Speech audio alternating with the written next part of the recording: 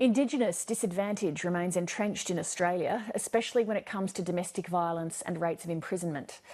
A new comprehensive report out today by the Productivity Commission also finds that not enough is being done to check which government programs actually work, meaning there's a real risk that billions of dollars are being spent to improve life for Indigenous Australians with no tangible results. One person making a real difference is Andrea Mason. She's just been awarded Australian Businesswoman of the Year. She runs the NPY Women's Council. It helps more than 3,000 women over a huge part of Central Australia. She has on-the-ground insights, particularly into the problem of domestic violence, and she joined me from Adelaide earlier. Andrea Mason, congratulations firstly on being the Australian Businesswoman of the Year and also the Northern Territory's Australian of the Year. Thank you so much, Lee. You've worked extensively and you've made real inroads into addressing domestic violence in Central Australia. But the Productivity Commission report today finds that overall the rates of community and family violence nationally have remained unchanged in 12 years. What are you doing that's worked and how could that be adopted elsewhere? So we've been working with women to keep them safe since 1994, so over 20 years. And what we understand more today than what we knew back in 94 is that the service must be based around relationship. It's got to be holistic, but it's absolutely got to be based on a trauma-informed understanding of how that trauma impacts on the way that families live.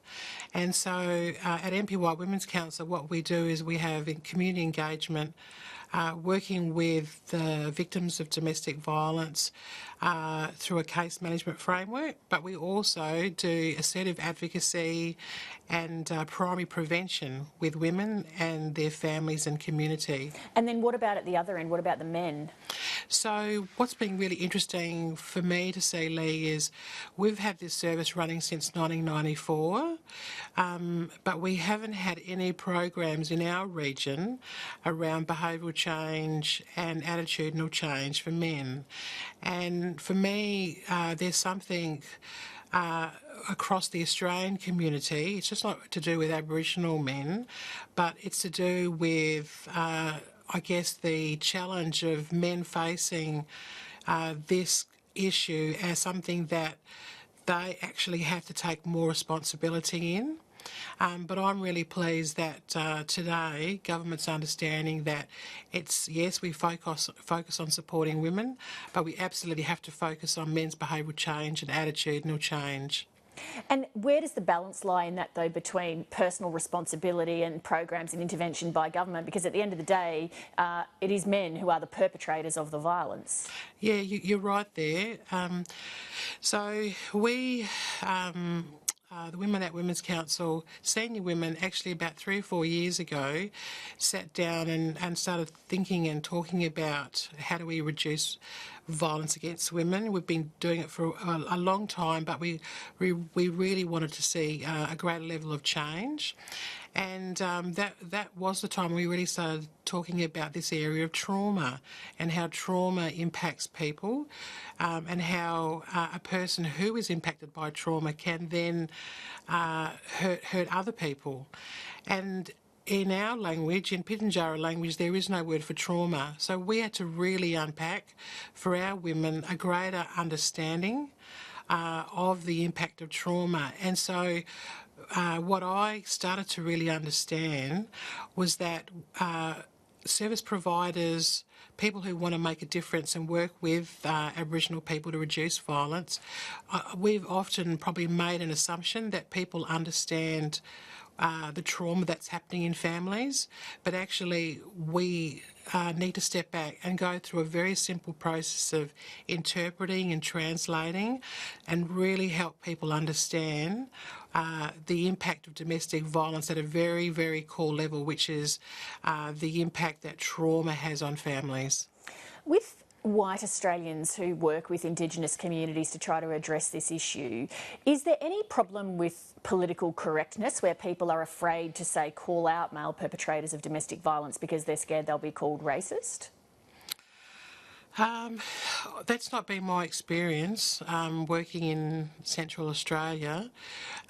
There is, as you would imagine, a whole range of layers to this absolute crisis of domestic and family violence.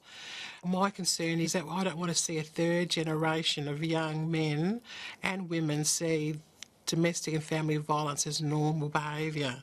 So we've actually got to go again, as I was saying, to break it down to its basic elements and actually talk about violence, what it is, but then talk about how it is possible to live free of violence. And we've not really had these conversations with men. We have had these conversations with women, but actually, as you were saying at the beginning of the interview, we've got to start at where it does start, and that is with men.